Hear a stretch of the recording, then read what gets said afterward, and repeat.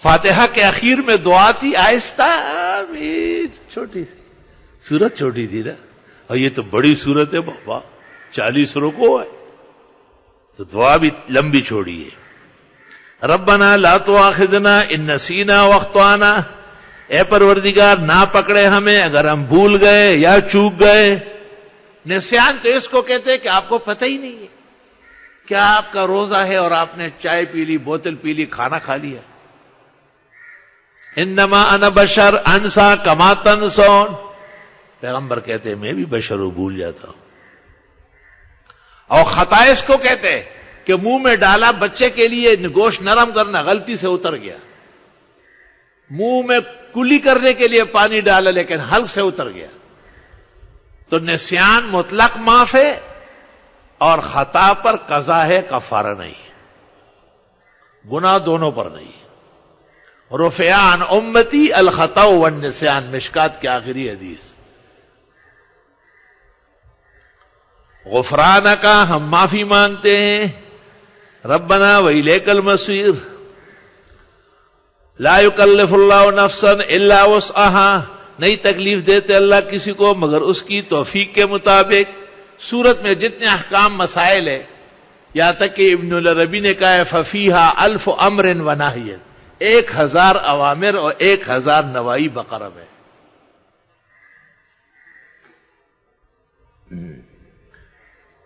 تو خدایا یہ سب توفیق کے مطابق ہے۔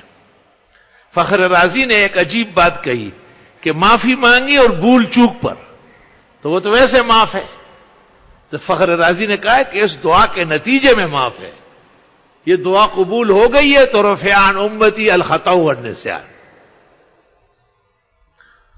ویسے ایک طالب کو، ساتھی کو آپ نے کہا کہ میرا مہمان آیا ہے، 500 روپے لے لے، کچھ کھانا یا کچھ ٹھنڈی بوتل لے لے، وہ بھول گئے، آپ اور مہمان کمرے میں بیٹھے ہوئے، تکلیف پہنچی ہے نہیں، اس کا بھی تو معافی ہونا چاہیے نا۔ نہیں تکلیف دیتے اللہ کسی انسان کو مگر اس کی توفیق کے مطابق۔ اس کو علماء کہتے ہیں کہ تکلیف مالا یطاق نہیں ہے، اتنے مسائل کا اللہ نے ہمیں پابند کیا ہے جو ہمارے بس میں ہے۔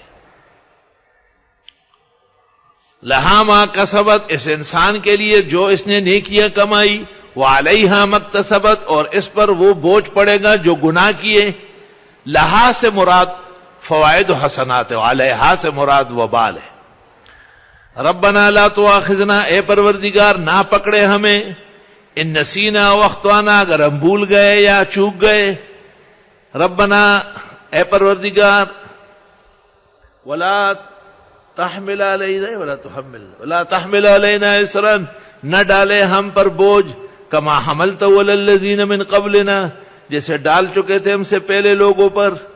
ربنا ولا تحملنا ما لا طاقت لنا بہ، اے پروردگار نہ بوجھ ڈالے ہم پر جس کی ہماری طاقت نہ ہو۔ واعف عنا، معاف فرما، واغفر لنا، بخش دے، وارحمنا، مالا مال کرے، انت مولانا، آپ ہمارے کارساز ہے، فانصرنا علی القوم الکافرین، مدد فرمائیے کافر لوگوں کے مقابلے میں۔ یہاں فخر رازی نے تفسیر کبیر میں 2 باتیں لکھی۔